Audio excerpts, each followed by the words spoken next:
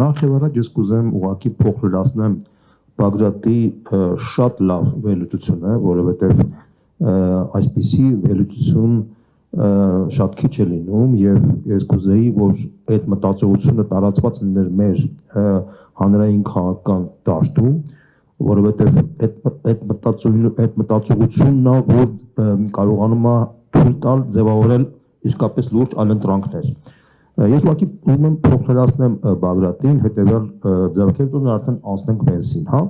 Տեսեք, ուրեմն մեր տարածաշրջանը միջազգային բոլոր փորձագետների գնահատականներով ինքը դարձել է յուրօրինակ կամ Ղարաբաղ կամ Խաչմերուկ։ Տեսեք, այս տարածաշրջանով Ռուսաստանը փորձում է իրականացնել հյուսիս-հարավ նախագիծը։ Այս տարածաշրջանով Չինաստանը փորձում է Մետաքսի ուղին անցկացնել դեպի Եվրոպա, որպեսզի իր ապրանքների ինքնարժեքը 40%-ով կիջնի, եթե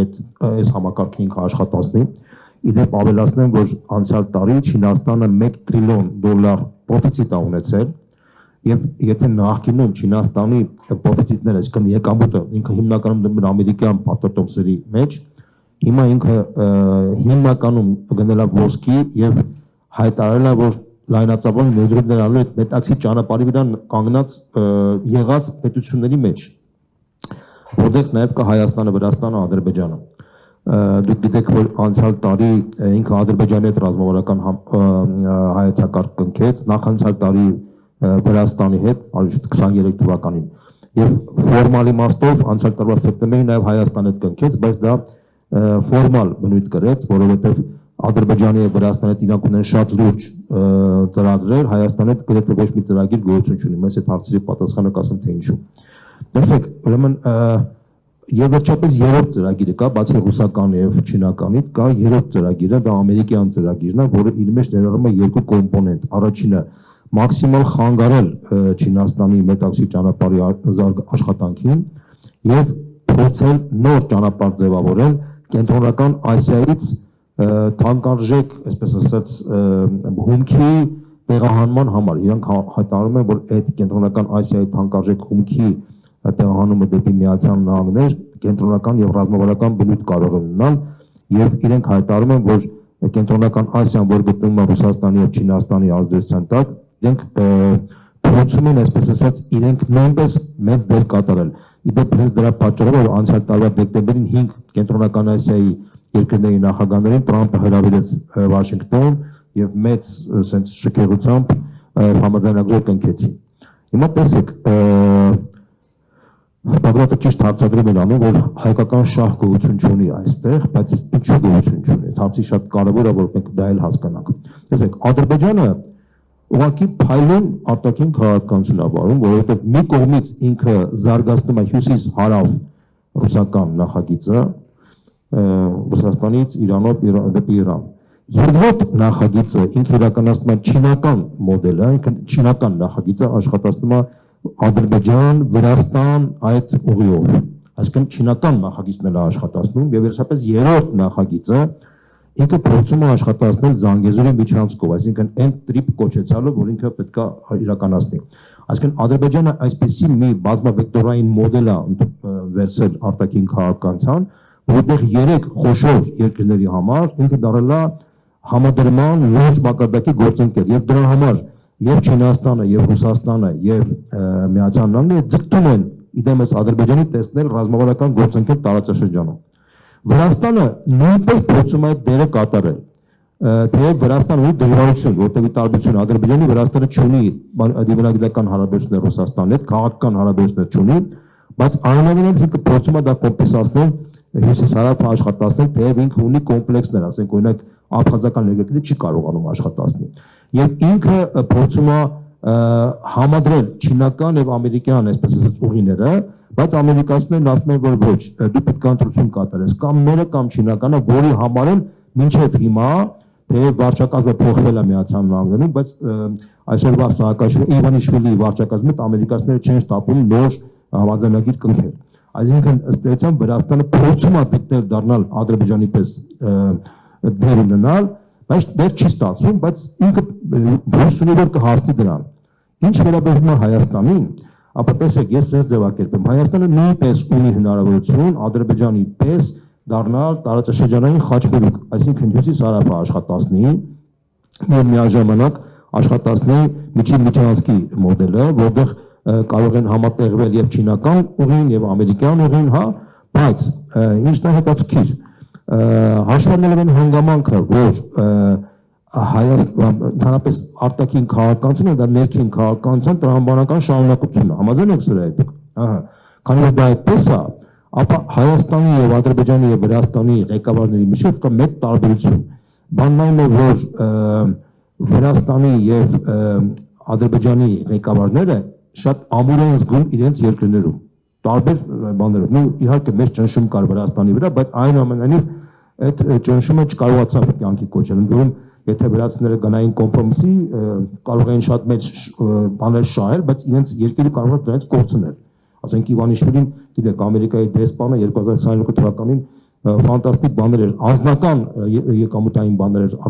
խոստանում, բայց նա մերժեց, որտեղ ասաց, որ եթե մենք մտցնենք այդ ռուս-ուկրաինական պատերազմի մեջ մտնենք, ապա Վրաստանը լուրջ կորուստներ կունենա։ Այսինքն ինքը զոհաբերեց իր շահերը հանուն պետության, հասկանում եք, չէ՞։ Հիմա տեսեք, ինչ վերաբերում է Հայաստանին, ապա մինչև 2018 թվականը մենք ունեցել ենք որոշակի իհարկե թույլ կողմ եւ ուժեղ կողմ, թույլ կողմը մենք խաչմերուկ չենք եղել հասկանալի պատճառներով, բայց ունեցել ենք ուժեղ կողմ, որտեղ եղել է երկրորդ հայկական հանրապետությունի դեմս Արցախի եւ մենք որպես գործոն դա օգտագործել ենք։ Պատերազմի պարտությունից հետո մենք այդ գործոնից զրկվեցինք։ Քանի որ զրկվեցինք, աշխարհաքաղաքական երկրաշարժ կատարվեց մեր տարածաշրջանում, այսինքն բալանսը փոխվեց։ Թուրքիան մտավ տարածաշրջան։ Թուրքիան մտավ տարածաշրջան, առաջարկեց արդեն 3 գումարած 3 մոդել ձևավորել, որը նշանակում էր, որ մինչև պատերազմի մոդելից ֆունդամենտալ տարբերություն Ռուսաստանը պետք է թուլանար, տեղը թողներ Թուրքիային մտնել։ Բոլորը համաձայնվեցին եւ Ռուսաստանը ըստ էության նոյեմբերի 9-ի համաձայնագիրը կնքելով առաջարկեց, որպեսզի Հայաստանն ու Ադրբեջանը բացեն իրենց կոմունիկացիաները եւ այս խաղաղության խաչմերուկը տեղավորներ այդ տրամաբանության մեջ, բայց շատ մի կարևոր խնդիր կա, որը իմ տպավորությամբ շատերը չեն նկատում, բայց Հայաստանը դա մերժեց։ Թվում էր թե պետք է Հայաստանը ընդուներ, չէ՞ դա։ Ինչու մերժեց։ Որովհետև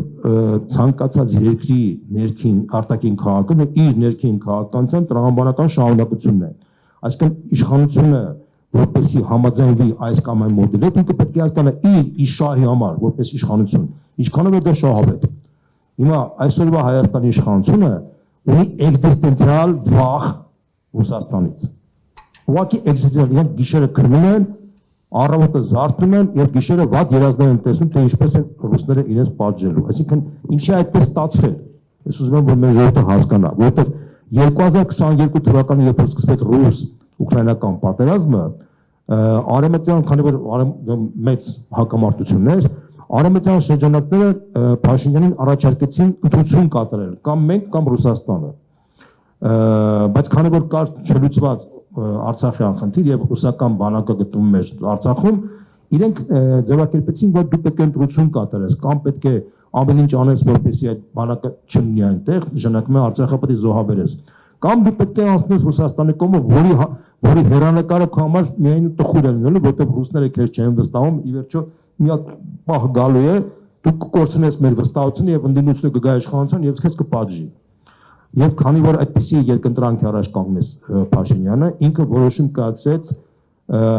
վճռեց, այսպես ասած, անցնել արևմուտքի կողմը եւ այսպես ասած մոդել առաջարկեց, թե ինչպես կարելի է խաբելով Արցախը հանձնել եւ միաժամանակ դա հնարավոր լինի մարսել։ Եվ իջում է 2022 թվականի ապրիլին հայտարարեց, որ Արցախի կարգավիճակը պետք է մի քիչ իջեցնենք, որ արևմուտքը խոստանում է, որ մենք իրենց անվտանգությունը կապահովենք եւ ամեն ինչ լավ կապրենք, հա, ասենց դա խաբեության առաջին հերթական խաբեության էլեմենտներ, որպեսզի մարդկանց հնարավորություն բնականաբար այն ժամանակ մեր քաղաքական վերնախավի մի մասը չհավատաց դրան եւ սկսեց դիմադրության շարժում, որը թույլատրեց իր այսպես ասած այդ իրավիճակը, բայց քանի որ ցավոք սրտի դիմադրության շարժումը դրական արդյունքով չավարտվեց, փաստացի արևմուտքը այսօրվա գործող իշխանության ասեց, դե ուրեմն տեսեք, փաստացի դու ձեռքերը ազատվես, դու պետք է քո վճռական քայլը կատարես։ Հիշում ես ինքը ասում էր, որ ես մի բան պետք է ստորագրեմ, որի արդյունքում իսկ կարող են դավաճան համարել, բայց ինքը վախենում էր դա անել, բայց որպեսզի դա ինքը ռիսկով անի եւ հասարակությունն էլ վախենա իրան չմեղադրելու, ատարվեցին ջերմուկյան դեպքերը, այսինքն ջերմուկյան դեպքերը մի քանի 100 հայ սպայի զինվորի սպանելով, մի կողմից դա ճնշում էր, որ Փաշինյանը արագացնի իր որոշումը, մյուս կողմից վախի մթնոլորտ սերմանեցին հայ հասարակության մեջ, որպեսզի հայ հասարակությունը շատ ուժեղ չդիմադրի դրան, որին հետևեց ընդամենը 2 շաբաթ անց, սեպտեմբերի 13-14-ից սեպտեմբերի հոկտեմբերի 6-ին Պրահայում Փաշինյանի որոշումը ճանաչել Արցախը Ադրբեջանի մաս, որը փաստորեն ոչնչացրեց նոյեմբերի 9-ի համաձայնագրի հիմնական դրույթը, որը հիմք ստեղծեց, որ Ադրբեջանը փակի Լաչինի միջանցքը, որտեղ եթե Արցախը Ադրբեջանի մաս է, նշանակում է Լաչինն էլ է Ադրբեջանի մաս, դա նշանակում է, որ այլևս անխոչնդոտ ճանապարհ չկա հայկական կողմի համար եւ ռուսական զորքն էլ տեղապես անիմաստ է մնացել, որը արդեն նույնիսկ արդեն Պուտինը հրապարակավ զարմացավ, ասաց ես զարմացած եմ, որ փաստացի Հայաստանի ղեկավարը նման բան է առաջարկում եւ աշխարհը զարմանում էր, թե հայ հասարակությունը ինչպես է դա արձագանքելու։ Սա հայ ժողովրդի ամենամեծ խայտարակությունն է, որից դուրս գալու համար դեռ շատ երկար տասնամյակներ են պետք, որպեսզի հայ ժողովուրդը աշխարհի առաջ այս խայտարակությունից դուրս գա։ Դա իրապես պետք է խոստովանենք, որովհետև երբ որ մարդիկ ասում են, թե ինչ-որ քծնանքով խոսում են մեր ժողովրդի դրական հատկությունների մասին, դեք այդ քծնանքը արդեն բոլորին զզվացել է, մարդիկ ուզում են անկեղծ խոսք եւ անկեղծություն, թե մենք ինչ ուր ենք հասել, որ մենք կարողացել ենք կուլ տալ այս ամեն ինչը։ Բնականաբար 22 թվականից հետո տրամաբանական 23 թվականին մենք կորցրեցինք արդեն Արցախը, որից հետո եթե մինչև այդ գործող իշխանությունը մարդկանց խափում էր, ասում էր դրա Ռուսաստանն էր հանձնել, հիմա էլ հայտարարում է, որ մենք փաստացի Արցախը հանձնելով փրկվել ենք որպես պետություն, դուք հասկանում եք, չէ՞, արդեն ինչ երկրորդ խափեության նոր շերտ է դուրս գալիս արդեն, հա, բայց տեսեք ինչ կատարվեց Արցախի ոչնչացումից հետո չվերացավ այսօրվա իշխանության վտանգը, այդ էկզիստենցիալ վախը Ռուսաստանից, որպեսզի այդ վախը վերջնականապես վերանա, Ռուսաստանը ընդհանրապես պետք է դուրս գա այս տարածաշրջանից։ Ինչպես դուրս գա, այդ 3 գումարած 3-ի մեջ, եթե դուք տեսեք մաթեմատիկայի մեջ 3-ից եթե Իրանն ու Ռուսաստանն են առաջին երկուսը, երրորդը Թուրքիան, ապա այդ բալանսի մեջ այնուամենայնիվ Հայաստանի իշխանության վիճակը վտանգված է, որպեսզի այդ 3-ը դառնա այսպես որակյալ փոփոխություն լինի, որպեսզի իր վտանգը չմնա, պետք է այնպես լինի, որ կամ Իրանը դուրս գա, իր տեղ ուրիշ բան մտնի, կամ Ռուսաստանը դուրս գա, հա։ Հիմա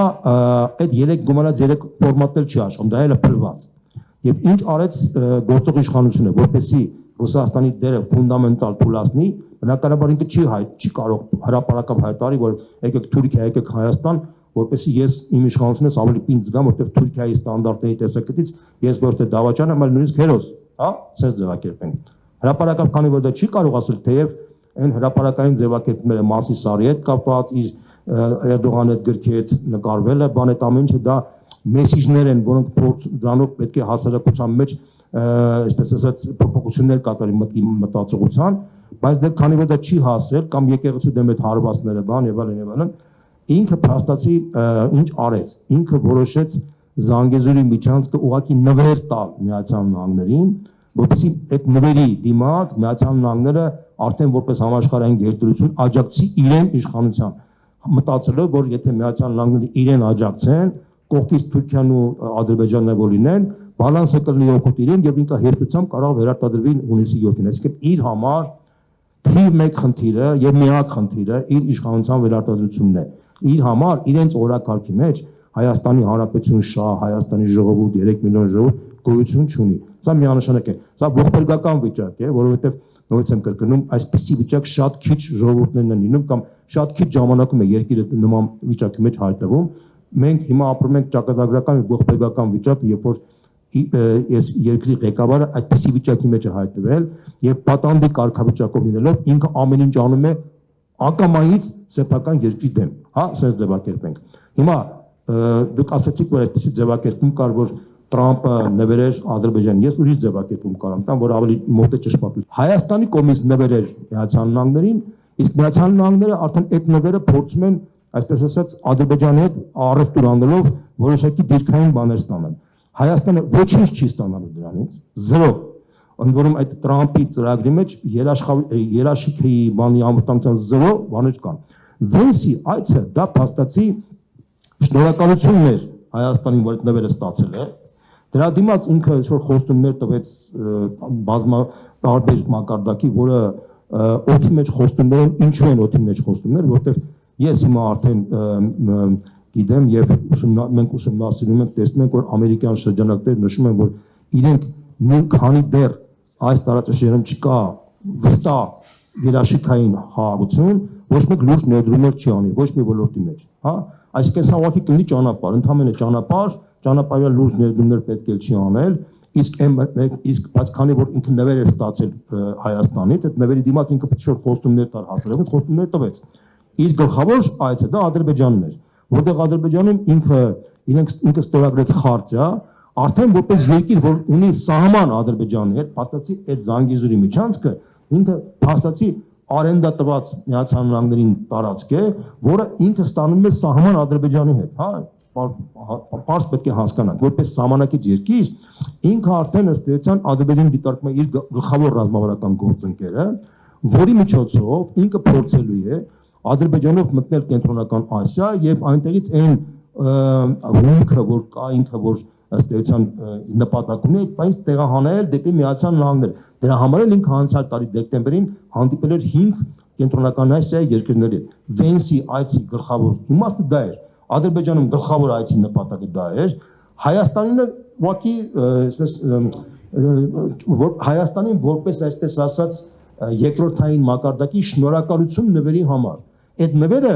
հայ ժողովրդի անունից այսօրվա իշխանությունը հանձնել է, որպեսզի իր դրա դիմաց ինքը ստանա աջակցություն Միացյալ Նահանգների վարչակազմի կողմից։ Սա ես ուզում եմ ասեմ, որ մեր ժողովուրդը դա ընդ որում այդ Տրամպը ոչ մի կապ չունի խաղաղության խաչմերուկի կայացման եւ կոմունիկացիաների բացման հետ, որտեղ 2 օր առաջ կամ 3 օր առաջ Մյունխենում Իլհամ Ալիևը հրապարակավ հայտարարեց, որ Տրամպի կամուրջի հետ կապված ինքը իրենք բանակցում են ամերիկացիների հետ, դա ադրբեջանա-ամերիկյան բանակցությունների խնդիրը, Հայաստանը ոչ մի կապ չունի դրա հետ, իսկ եթե Հայաստանը մտածում է, որ ինչ-որ կոմունիկացիաների հետ կապված բան ունի, թող հաջորդ վարչակազմը Ամերիկայի գա, թող ինքը դա առաջարկի, այդ ժամանակ կարող են քննարկել, դա հեգնանքային մակարդակի հիմնավորում էր, ձևակերպում էր, դա ապտակ էր այս իշխանությանը, բայց նաև շնորհակալություն Իլհամ Ալիևին, որ հերթական անգամ այդ մարդը մեր հասարակության աչքերը բացում է եւ ասում է, որ հարգելի ժողովուրդ, ինչքան կարելի է ձեզ խաբել եւ դուք ինչ հիմա խաբվում եք, հա։ Սա ուղղակի սա մեր երկրորդ ողբեր, չէ, ես շնորհակալություն, ես գիտեք, ես մի բան ասեմ, էլի, ես ապրում եմ ոչ փարիսիական միջավայրում եւ ես համարում եմ, որ այնուամենայնիվ եթե մեր հակառակորդը մեր աչքերը բացում է, դա մեզ օգուտ է տալիս, որտեղ այդ օգուտի արդյունքում դե հիմա դրանք ձևական բաներ են, գիտեք, ես մի բան ասեմ, էլի, ես կարծում եմ, որ այնուամենայնիվ այդ մարդը, երբ որ մեր աչքերը բացում են, դրանից շահում ենք եւ մենք որպես ազգ եւ ժողովուրդ պետք է հասկանանք, որ այս հայտարարության էջը մենք պետք է փակենք եւ իսկապես մենք պետք է կարողանանք երաշխավորված խաղաղության գործընթաց սկսենք, որովհետեւ առանց դրա մենք այս տարածաշրջանում չենք կարող ունենալ ապագա եւ այս շոու խաղաղության կարճ ժամանակ հետո ընտրություններից հետո եթե Աստվածչյան այս իշխանությունը վերարտադրվի նոր երկրորդ պատերազմը կլինի։ Հիշեք, որ 21 թվականին վերարտադրվեց այս իշխանությունը, մենք վերջնականապես կորցրեցինք Արցախը, 26 թվականին եթե այս իշխանությունը նորից նման մոդելով վերարտադրվի, մենք կկորցնենք Հայաստանը։ Եվ այդ իմաստով ես դրա համար եմ ասում, որ շատ կարևոր է, որ մենք հասկանանք, որ տեսեք, Հայաստանի եւ Ադրբեջանի սահմանի երկարությունը մոտ 1000 կիլոմետր է, 1000 կիլոմետր։ Սահմանագծված եւ սահմանազատված է ընդհանրապես 12 կիլոմետր Տավուշի մարզում, ընդդեմ հայկական կողմից զիջման արդյունքում։ Այսինքն 1%-ն է սահմանազատված է սահմանագծված։ Ադրբեջանը միտումնավոր չի գնում այդ քայլին, որտեղ շատ լավ հասկանում է իր դիմացը թույլ կողմ է, միջնորդ երաշխավոր գոյություն չունի, ինքը ցանկացած պահի կարող է ինքը ֆորմալ վերացական հայտարարում է տարածքային ամբողջականության ճանաչման մասին, գետնի վրա ինքը ոչ մի սահման չի ճանաչում